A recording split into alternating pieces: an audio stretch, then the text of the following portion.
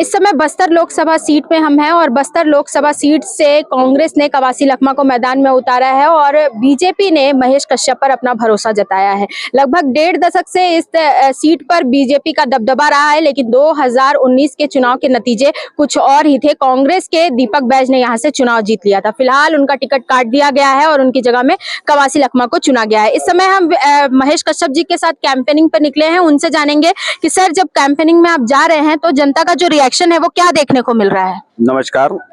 देखिए, बस्तर के सभी जनता और सभी वोटर्स, सभी मतदाताओं इतना उत्साह है क्योंकि वही कांग्रेस पार्टी है जो 60 साल से लोगों को भ्रमित करते आई, धोखा देते रही और भारतीय जनता पार्टी के ऊपर पूरा भरोसा है। और इसका मैं उदाहरण आपको बताऊं, 60 शासन करने वाले कांग्रेस को नकार चुके हैं। अभी 5 साल पहले छत्तीसगढ़ में कांग्रेस का सरकार रहा और 2018-23 के चुनाव में आपने देखा होगा, हमने धान का समर्थन मूल्य 2100 रुपया रखा तो उन्होंने 3200 रुपया रखा। हमने महतारी वंदन योजना के अंतर्गत 1000 रुपया के हिसाब से 12,000 देने की बात की तो उन्होंने 15,000 उन्होंने घोषणा किया। उसके बाद भी बस्तर के लोगों को उनके ऊपर भरोसा नहीं किया। इसीलिए कांग्रेस पार्टी जो भी घोषणा करे, जो भी वादा करे, उसके ऊपर बस्तर के जनता भरोसा करने वाली नहीं है। क्योंकि रही बात रेल लाइन की बात, कांग्रेस पार्टी आजादी के 77वें वर्ष के अंदर 60 साल शासन की, तो अगर रेल लाइन का कोई जिम्मेदार तो कांग्रेस पार्टी। हम कम समय में हमने तो पूरा प्रयास किया और हमारा पार्टी लगातार दिल्ली राजधानी से रेल लाइन का विस्तार हो रहा है। हाँ, रावघाट के क्षेत्र में नक्सल प्रभावित और रिजर्व फॉरेस्ट के चलते थोड़ा लेट लपित हो रहा है, लेकिन 2-3 साल के अंदर आप देखेंगे जगदलपुर को रेल लाइन का सुविधा मिलेगा। वायु सुविधा अभी यहाँ के लोगों को मुहैया करा चुके हैं। और ऐसे मूलभूत सुविधाओं की बात करें तो चाहे रोड, सड़क, स्वास्थ्य के क्षेत्र में आज यहाँ मेडिकल कॉलेज कौन बनाया? भारतीय जनता पार्टी ने बनाया। सुपर स्पेशलिस्ट हॉस्पिटल कौन बनाया? हमने बनाया। सिर्फ उन्होंने नाम बदलने का काम किया। हमारा मेडिकल कॉलेज के महेंद्र कर्मा के नाम रख दिया, उन्होंने तो कुछ नहीं किया।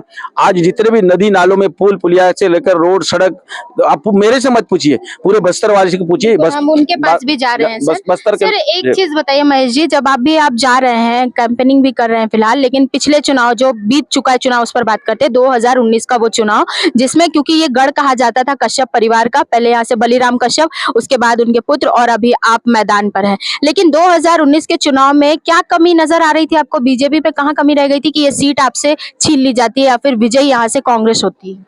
देखिए, कांग्रेस पार्टी तो माहिर है लोगों को भ्रमित करने के लिए, लोगों को भ्रमित कर चुनाव जीतने के लिए।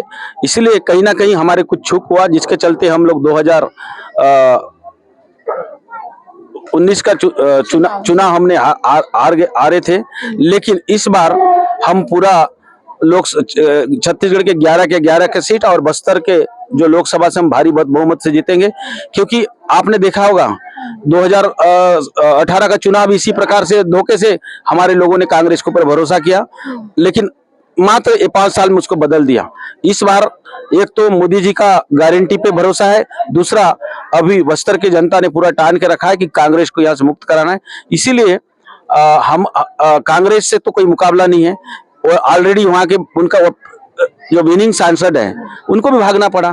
तो कवासी लखमा ऐसे भी एक बार लोकसभा से हार चुके हैं, इसलिए उससे हमारा कोई मुकाबला नहीं है और भारतीय जनता पार्टी को पूरा भरोसा है। जी, यहाँ की जो बस्तर की बड़ी समस्या है वो है नक्सलवाद। सरकारें आई गई, आपकी भी सरकार 15 साल रही, फिर कांग्रेस को भी यहाँ के लोगों ने देखा, लेकिन नक्सलवाद जस का तस है, उसमें कोई बदलाव नहीं आया। आज भी नक्सली घटनाएं हो रही हैं, पहले भी होती थी, पहले भी एनकाउंटर्स होते थे, अभी भी हो रहे हैं।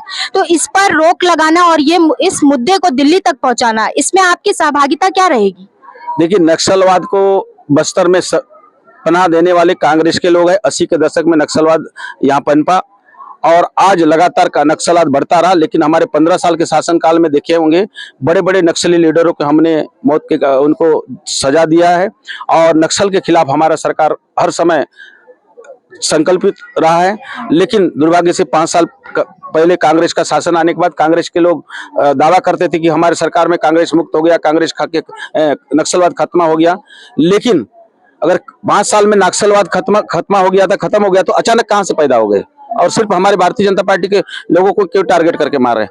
इसका मतलब नक्सलवाद को पोषण करने वाले, पालन करने वाले कांग्रेस के लोग हैं।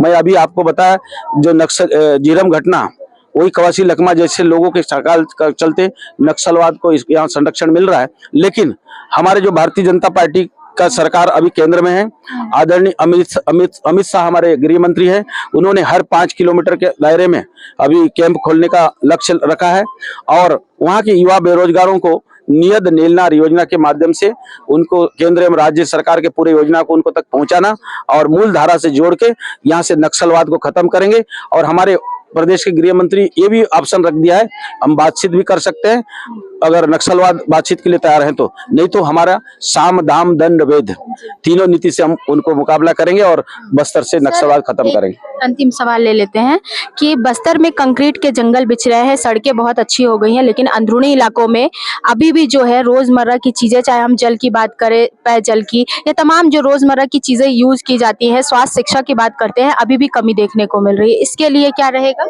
अंदरूनी क्षेत्र में रोड, सड़क, बिजली, पानी का जो सुविधा से वंचित हमारे लोगों को वंचित होना पड़ा है, तो इसका सीधा सीधा जिम्मेदार कांग्रेस पार्टी है। और खासकर नक्सलवाद के कारण आपने देखा होगा कुछ दिन पहले हमारे जल जीवन मिशन इसके अंतर्गत नल जल का काम चल रहा था, वहां भी जेसीबी को जला दिया गया, पाइप को जला दिया गया, रोड बनाने से रोका जा रहा है, स्कूल बनाने से रोका जा रहा है, और वही लोग को कांग्रेस लोग संरक्षण करते हैं, संरक्षण दे के रखे हैं नक्सली लोग के। तो ऐसे लोगों के चलते हमारा बस्तर बदनाम है, बदनाम है, बर्बाद है।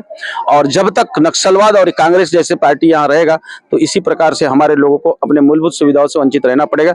लेकिन बस्तर के लोगों ने अब टाना है, तो अब नक्सलवाद को यहाँ मिटाना है और मिटा के रहेंगे। तो मोदी का चेहरा माने कि मोदी के चेहरे पर चुनाव जीतेंगे इस बार? जी, मोदी जी का तो कोई मुकाबला नहीं है, वही मोदी जी है, विश्व के नेतृत्व करने वाले वही मोदी जी हैं।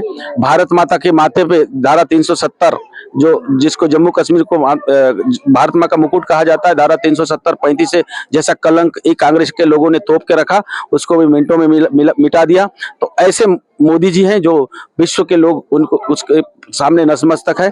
तो ऐसे नेता का तो हमको लाभ मिलेगा और उसी के नेतृत्व में हम फिर से तीसरी बार 400 पार के साथ चुनाव लड़के जीतेंगे और सरकार बनाएंगे।